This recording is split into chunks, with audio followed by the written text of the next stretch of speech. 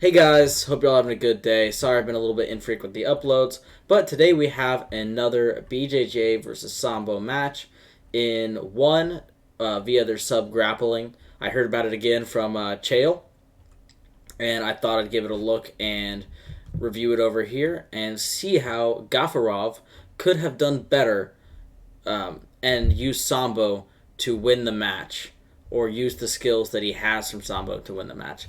So let's get right into it and let's check it out. I may be skipping around a little bit just to avoid getting a copyright strike. Let's get forward. First off, props to Ty. He doesn't actually pull guard against Gafurov. Well done by Ty, going for like a double, or faking a double and getting to the underhook. It's probably the more dominant position in terms of stand-up grappling, but he ends up not being able to do much with it.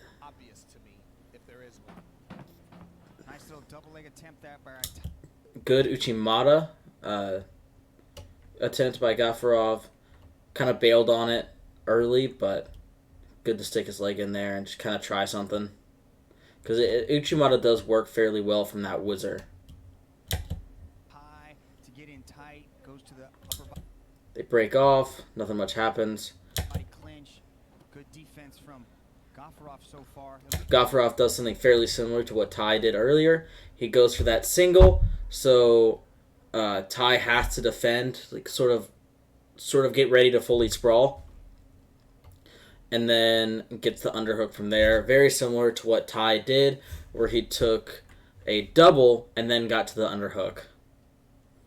But once again in the match, nothing really happens. Ty goes for like an Uchimata right here, and actually throws Gafurov, but they both land face down and end up just getting up on the cage. You see right there, so they get back up. As I actually saw right there, is actually more of a harai. But you'll see right here, Ty is opening up, shooting low for the double, and then he ends up getting in the underhook again,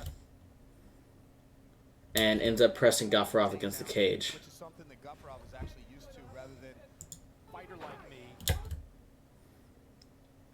So right here, Ty had gone for another Uchimata, and he'll end up rolling through almost like he would be going for a straight knee bar, but Gafurov keeps pressure and doesn't let him roll all the way through.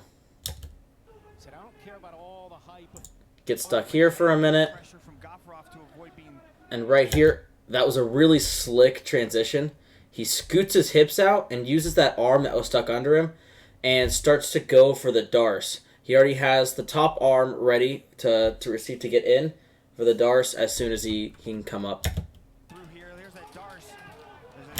But Gafurov keeps good pressure, gets the leg, and gets Ty to his back.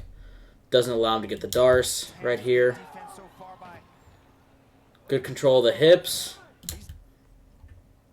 You can see Ty's already looking to lock up that buggy choke, which is probably something that Gafurov doesn't have too much experience with.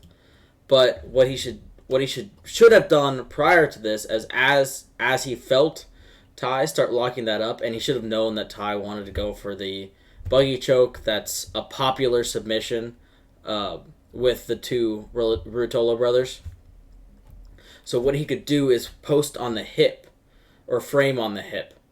But now that he's almost locked it up, one good way to stop him from locking it up, because you kind of have to curl in to be able to fully lock your legs, or lock your arm and your leg together, is use frame on their neck.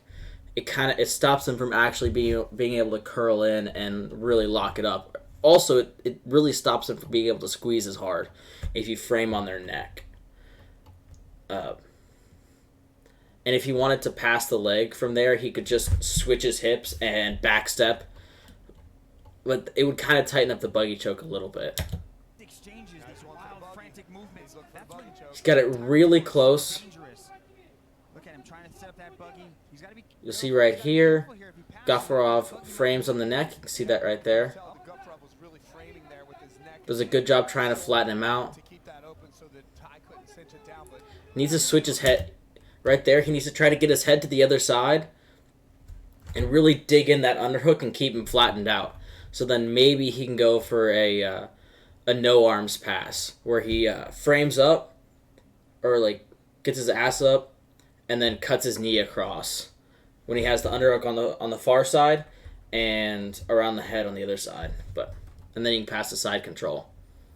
But as you'll see here, Ty ends up getting his guard back, gets his knee in, and he gets full guard back. And from here, they spend about a minute where Ty's just trying a few submission attempts, nothing really significant, and Gafurov is just pressuring into him. And what Gafurov should have done is stand up to try to pass the guard, but he ends up just pressuring into him, and they call stalling and stand the back up. So I'll fast forward to that.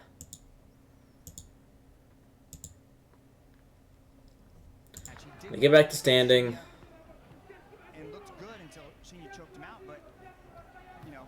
Good pummeling for and pressure from Ty. Looks like Gafurov's getting tired. Ends up getting the underhook. Gafurov needs to work to get that underhook back and switch the position and get off the cage. You got to get a clean submission attempt. So you got to get the arm extended. You got to get deep into a choke. You can't just jump onto a guillotine and hope to hold on and get that submission attempt. So the judges good job getting off the cage. This time he got the underhook. And right there, before Ty rolls, he should commit to lifting him and then sweeping his foot out with his with the inside leg and almost going backwards, dumping him backwards instead of letting him roll. I've had that issue where I don't feel confident doing that, but it actually works a lot of the times. You'll see that a lot actually with like in Muay Thai. They'll get that position and they'll sweep. But that's actually something pretty common in sambo, and you can get a total victory like that. Because you have that leg under here and you have the underhook. You can almost just pick them up and sweep out the other leg and then drop them. But now he should have followed down into side control and worked on getting a dominant position. But he ends up letting Ty roll. Similar position to earlier. This time he goes a little bit more, tries to get the legs. Gafurov does a great job keeping top position in the match the whole time, just making sure Ty doesn't get to his back and doesn't put his back on the ground. That's likely because of his MMA and combat sambo background. In sambo and MMA, if your back is to the ground, you're definitely in a negative position. In jiu-jitsu, you can have your back to the ground, and you can still sort of be in a dominant position and still throw up attacks. But whenever there are strikes involved, it's really to your detriment to be on the bottom. So Gafurov definitely is really, really good at making sure he doesn't get himself on his back. Right here, he needs to pummel for the underhook and try to flatten out Ty.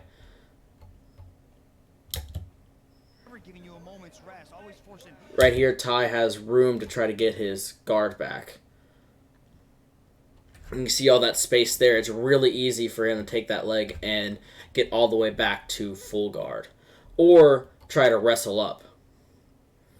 So Gafurov needs to really try to flatten him out from that position. Or he could actually take his foot and then come out and try to pressure back into him. But he doesn't really have much. Gafurov to defend. I think that was a testament to Gafurov's adjustment to... See, that was a great job coming out of there. And then Gafurov actually almost does pressure back into him and flatten him out. You'll see right here. He's got that underhook. He's trying to wrestle up. And Gafurov pressures back into him, but Tai has his leg hooked from down there, from his right arm around Gafurov's leg, which doesn't allow him to fully pressure back in and either get the back or flatten Tai back out. And I think that was a testament to Gafurov's adjustment to this new jiu-jitsu game. Nice. That was a really slick armbar entry. Giving you a moment's rest, always forcing Gafurov to defend. And I think that was a testament to Gafurov's adjustment to this new jiu-jitsu Just game. again. All the way from there. That's. I want to see that again. See exactly how he did that. This new jiu-jitsu game. Nice armbar. It might have been too soon. It looks like he over-rotated and doesn't have very good control of his arm. But you can see he's about to adjust his hips. So he needs to. So what he's going to do is he's going to adjust his hips and bring them back towards the back of Gafurov and shoot that top leg through. Because right now it looks like he doesn't have it really locked in. See right here. He has good control of the arm, but it would be pretty easy for Gafurov to escape from this position. So he's got to readjust his hips from here. And I mean he could go for a Kimura, but Gafurov would just roll through. The midpoint of the fight.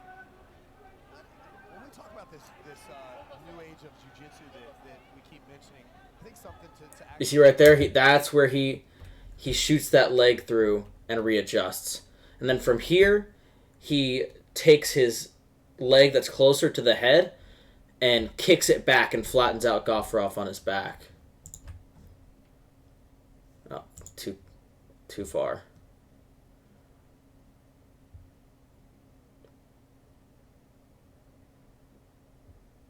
Guess we'll just play it. is that Gafurov is exactly double the age of Ruotolo. He gets right to the straight armbar. In my opinion, I think Gafurov should have gone for the hitchhiker here and maybe used the cage to like wall walk and push off. He might have gotten stuck, but I think he could have used the cage and wall walk and push off. But he ends up rolling into Tai and gives him the triangle right off the bat. It was a great transition from him, and as soon as Gafurov rolled in, he really didn't have too much. Tai didn't give him any space to really pull out of the armbar. There's not much Gafurov could have done from that position. That was a great transition. And then He's in this triangle, and this is forward. Okay, you're about to see right here. Tai can't quite finish the triangle, so he takes Gafurov's hand and does a wrist lock, which forces Gafurov to open up his hands, and then he can go for the straight armbar and the wrist lock at the same time, because they actually end up crediting the win with the wrist lock. But he had the straight armbar, and he was stuck in the triangle. There was too many dilemmas for Gafurov to deal with. this is a legitimate. It's kind of hard to see, but they'll show it in just a second. They'll go around to the other side. That was locked in so deeply that it's close to an actual submission. So you heard the referee called catch. So at this point in time, You can see right at that moment right there, you could see the wrist bent from Gafurov, and then he uses that to go towards the straight armbar. was up on. There's the tap. Nice little transition to the arm. See the way he went after the arm like that. And Tai is so dangerous. Once Gafurov was stuck in that triangle, there was almost nothing he could have done. I mean, he could have, instead of sticking his ass in the air and pressuring in, he could have kept his grip here, his gable grip, real tight, and then sat back and put his legs over Tai. But other than that, there's not much. So, yeah, Gafurov ended up losing it. BJJ over in 1 is 3-0 in terms of the Sambo versus BJJ matches. This was probably the best representation we've had so far. Or maybe not the best representation. That sounds like I'm bringing down the other Sambists that competed in 1. Both were great, and both had all the credentials needed. I'm saying this was the best performance Sambo's had so far. I think Gafurov could have done a lot better with using his standing and takedowns to get to a position of dominance. It looked like he wasn't confident in them, and he didn't really go for anything that much. He might have actually been better off really committing to a double or a single, because Tai actually seems to have a fairly good Uchimata, since he threw Gafurov. He threw Gafurov once with the Uchimata and then rolled through after attempting the Uchimata twice. So Gafurov might have actually done better going for a single or a double, or doing that I don't even know if there's really a name for it, but that pickup where he had Tai's leg and throwing him that way and getting to a better position instead of letting him have a half guard or a full guard. So I hope you enjoyed the video and the breakdown. Please leave a like and subscribe, and go follow the socials that are down in the description. Thank you guys, and hope y'all had a great day.